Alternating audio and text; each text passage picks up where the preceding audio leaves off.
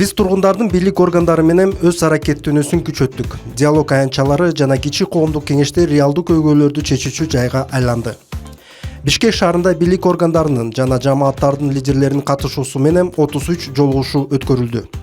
Ош шаарында кичи коомдук кеңештердин 7 отуруму, координациялык кеңештин 3 отуруму жана 100гө жакын активисттердин катышуусу менен бюджеттик угуу болуп өттү.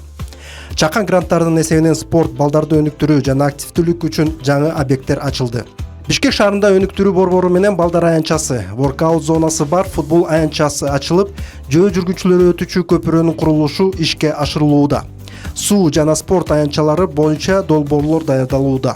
Ош шаарында 4 объект, анын ичинде балдар аянтчалары жана суу менен камсыз кылуу станциясы ачылды. Жамааттардын лидерлеринин жана жергиликтүү өз алдынча башкаруу органдарынын потенциалын жогорулатуу үчүн Бишкекте 8 тренинг, Ошто 4 тренинг өткөрүлдү. Экология маанилүү багыт болуп саналат. 20дан ашык ыктыярчылар экологиялык демилгелерди ишке ашырып, 4 көргөзмө аянтчасы түзүлдү. Жашылдандыруу боюнча 7 мастер-класс өткөрүлдү. Ош шаарынын 4 жеринде экологиялык изилдөөлөр жана акциялар өткөрүлүп, жыйынтыгы конференцияда талкууланды. Жыйынтыгы: жамааттар активдешүүдө, бийлик органдары тургундардын суроо талаптарына тезирээк жооп кайтарууда.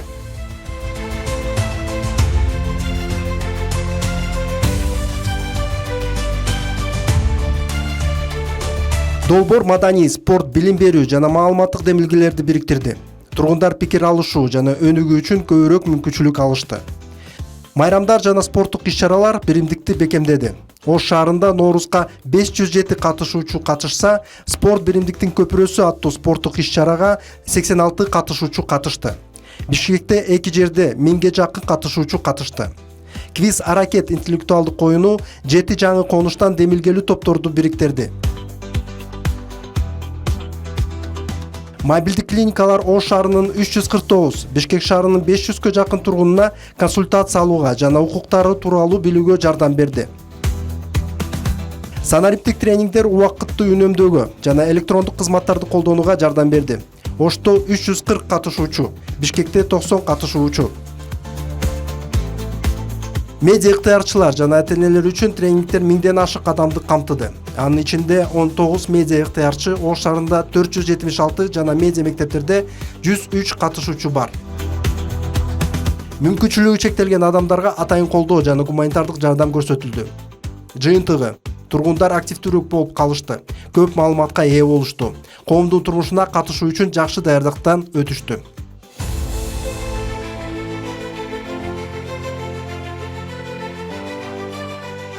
Долбоор аялдардын экономикалык мүмкүнчүлүктөрүн кеңейтет. Жүздөгөн аялдар финансылык сабаттуулук, ишке орноштуруу, санариптик көндүмдөр жана ишкердик боюнча тренингтерден өтүштү.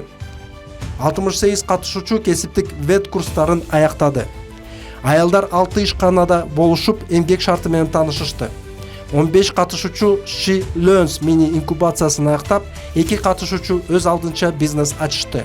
16 аял грантка ээ болушу, 9 Бишкекте, 7 Ошто гранттарга жабдуулар жана материалдар, анын ичинде салык отчеттуулугу боюнча онлайн окутуу камтылган. Жыйынтыгы: аялдар өзүлөрүнө ишенген, көз карандысыз жана экономикалык жактан туруктуу болуп калышты.